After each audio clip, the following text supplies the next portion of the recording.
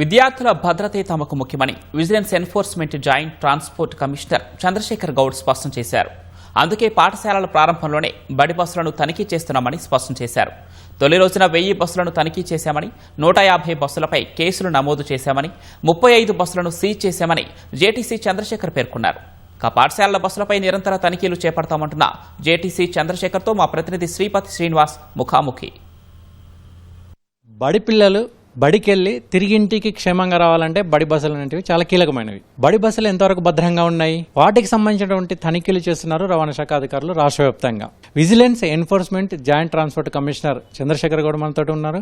ఆయన అడుగుదాం. సార్, ఈ రోజు నుంచి మీరు తనిఖీలు చేపడుతున్నారు. వాస్తవానికి ప్రతి ఏటా స్కూళ్లు ప్రారంభమైన సందర్భంగా తనిఖీలు చేపట్టడం అనేది సర్వసాధారణం. ఇది కామన్ విషయం అయినప్పటికీ కూడా మీరు రొటీన్గా చేస్తున్నారా? ఇందులో భాగంగా ఏమేమి తనిఖీలు చేస్తున్నారు? అసలు పరిసర స్పృహ లేని విద్యార్థుల సురక్షిత రవాణా అన్నది చాలా సున్నితమైనటువంటి అంశము. సుప్రీంకోర్టు సైతము 15 సంవత్సరాలు దాటిన విద్యా సంస్థల బస్సులకు నిషేధం విధించింది. అంటే ఏ వాహనానికి లేని ఒక స్పెషల్ నిషేధం అనేది సుప్రీంకోర్టు తీర్పు ద్వారా వచ్చింది. కాబట్టి విద్యా సంస్థల యొక్క బస్సుల నిర్వహణ అన్నది చాలా ముఖ్యమైనది. దాంట్లో భాగంగా మనం ప్రతి సంవత్సరం మే 15 నుంచి నెక్స్ట్ మే 15 వరకు మనము ఎప్పుడు వాహనం ఫిట్నెస్ చేసుకున్నా మే 15 వరకు ఇస్తాం. ఎందుకంటే మేలో మళ్ళీ వాళ్ళు ఏమైనా రిపేర్స్ ఉన్నా చేసుకొని ఆ సమ్మర్ హాలిడేస్లో మళ్ళీ జూన్ 15వ తేదీ నాటికి పాఠశాలలు పునఃప్రారంభమయ్యేదానికి వాహనం ఖచ్చితంగా ఫిట్నెస్ కలిగి ఉండాలన్న ఉద్దేశంతో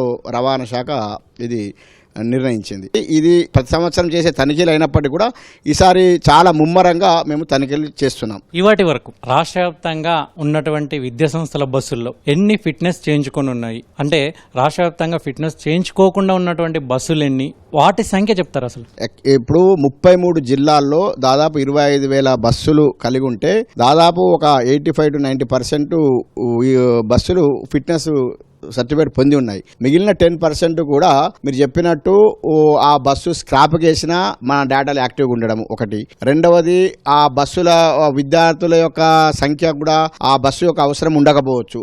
మూడవది అంశం ఏంటంటే వాళ్ళు వర్క్షాప్లో రిపేర్లో ఉండే కారణాలు. వీటన్నిటికి కాదని వారు నిర్లక్ష్యంగా ఫిట్నెస్ లేకుండా రోడ్డుపై ఎక్కితే మాత్రము క్షమించరాని నేరము. ఆ ఫిట్నెస్ బస్సును సీజ్ చేయడమే కాకుండా ఆ విద్యా సంస్థల యాజమాన్యాలు కూడా చట్ట ప్రకారం చర్యలు తీసుకుంటా ఉంటాం. బడి బస్సులతో పాటు ఆటోలు, వ్యాన్లు, ఓమిని వ్యాన్లు కూడా చాలా కీలకమైనవి. వీటిలో విద్యార్థులను వేలాడుకుంటూ తీసుకెళ్తున్నటువంటి పరిస్థితులు నెలకొంటున్నాయి. ఇటువంటివి ప్రమాదాలు, అదుపు తప్పి జరిగేటువంటి ప్రమాదాలు కూడా ఎక్కువగా ఉంటాయి. ఇటువంటి వాటి మీద మీరు ఎటువంటి చర్యలు తీసుకుంటారు? అసలు పోలీసు, అటు ట్రాఫిక్, ఇటు రవాణా శాఖ ఎన్ని తనిఖీలు చేపట్టినా అటు విద్యార్థుల తల్లిదండ్రుల కూడా మార్పు రావాల్సిన అవసరం ఉంది. ఎందుకంటే ఎక్కడో మారుమూల గ్రామంలో ఆటో రిక్షాలో వెళ్తూ బోల్తాపడి మరణించిన సంఘటనలు ఉన్నాయి. తనిఖీ అధికారులు ఒకవేళ ఆటో రిక్షాను పట్టుకొని ఆ జరిమానా విధిస్తే మళ్ళీ ఆ జరిమానా కట్టి మళ్ళీ అదే రోజు సాయంత్రం అదే 15 మంది విద్యార్థులను మళ్ళీ తీసుకొని వెళ్తారు. దీని బాధ్యత ఎవరిది? ఎన్ని తనిఖీ అధికారులు ఎన్ని ఇన్స్పెక్షన్ చేసినా ఖచ్చితంగా తల్లిదండ్రుల్లో కూడా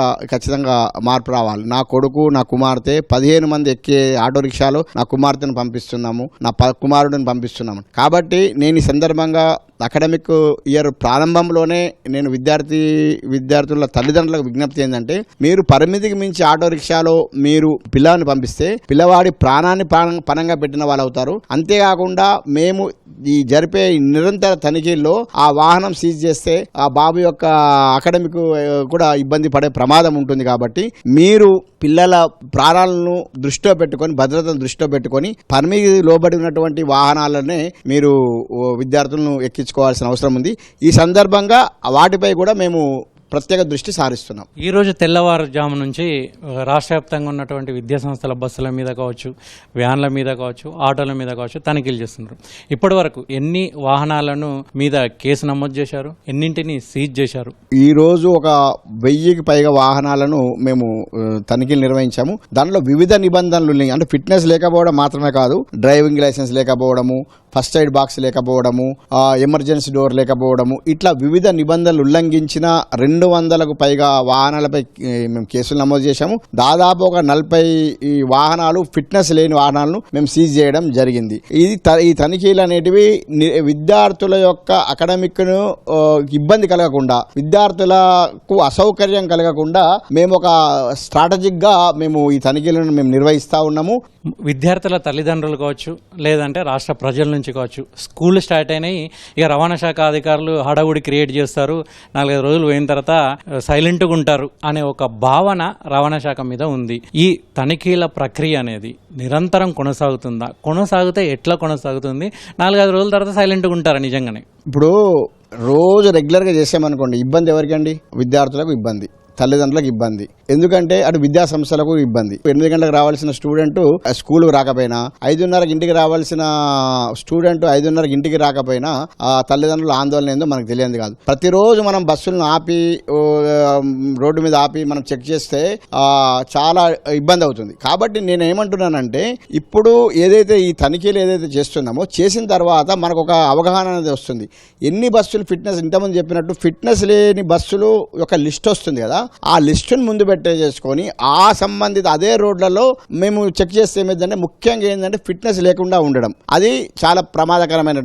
అదే కాకుండా ట్యాక్సీ లేనిది కూడా మనకు డేటాలో వస్తుంది. ఆ రెండుతో పాటు నేను ఇదే చెప్తున్నాను, తనిఖీలు నిరంతరాయము మేము చేసే పరిస్థితి ఒకవేళ ఉంటే అది ఖచ్చితంగా అందరికి ఇబ్బంది అవుతుంది. అలా అని చెప్పి మేము చేయకుండా ఉండము. కానీ ఈ సందర్భంగా విద్యా సంస్థల యాజమాన్యాలదే ఈ బాధ్యత అని చెప్పేసి కూడా మేము ఈ సందర్భంగా మేము చెప్తున్నాం. తక్కువ ఖర్చుతో పిల్లల్ని బడికి పంపించాలనే ఉద్దేశంతో పేరెంట్స్ ఎక్కువ మంది ఉన్నటువంటి ఆటోలలో కూడా పంపుతున్నారు. అనుభవం లేని, బాధ్యత లేని డ్రైవర్లకు తక్కువ జీతంతో వస్తున్నారని యాజమాన్యాలు కూడా నియమించుకుంటున్నాయి. ఇటువంటి వాటి మీద మీరు ఎటువంటి చర్యలు తీసుకుంటారు? అసలు నేను అదే చెప్తున్నాను, అది చాలా తప్పు. ఎందుకంటే ఆటో రిక్షాస్ పెరిగాయి, కాంపిటీషన్. ఇంతకుముందు ఆటో రిక్షాస్కు కాంపిటీషన్ కొరత ఉండే. ఇప్పుడు ప్రభుత్వం కూడా ఆటో రిక్షాకు సంబంధించిన పర్మిట్లు ఇచ్చింది. అటు electric vehicle, LPG, diesel vehicle పర్మిట్లు కూడా ఇచ్చింది. కాబట్టి ఆటో రిక్షాస్ పెరిగాయి. కనీసం ఒక ప్రయత్నం చేసి ఒక 3-4 కలిపేసి ఒక ఆటో రిక్షా మాట్లాడుకుంటే అదే.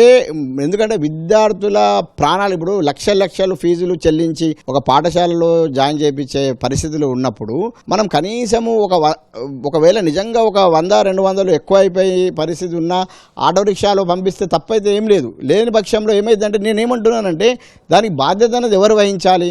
ఖచ్చితంగా విద్యార్థుల తల్లిదండ్రులు, తర్వాత అటు విద్యాసంస్థల యాజమాన్యాలు వహించాలి. మేము కూడా ఒక డేటాబేస్ను కూడా మేము క్రియేట్ చేస్తున్నాము. ఆల్రెడీ సర్క్యులర్ ఇచ్చాము. ప్రతి స్కూల్లో కూడా ఒక డేటా ఉండాలి. మనం ముఖ్య ఉద్దేశం ఏంటి అంటే, ఇవి నివారించదగ్గ ప్రమాదాలను క్షణకాలం ఏమర్పాటుగా లేకపోవడం వల్ల జరిగే ఒక అవాంఛనీయ సంఘటన కాబట్టి వీటిని నివారించాల్సిన బాధ్యత సమాజంలో అందరికీ ఉంది. ఇంకొకటి, మేము ఈ రోజు చేసిన వారము, రేపు చేసిన వారము, అకాడమిక్ ఇయర్ కూడా మేము చేయకపోకుండా ఉండడంలో ఆంతర్యం ఏముంది? ఖచ్చితంగా చేయగలిగే మెకానిజం ఉంది, చేయాల్సిన అవసరం ఉంటే చేస్తాము.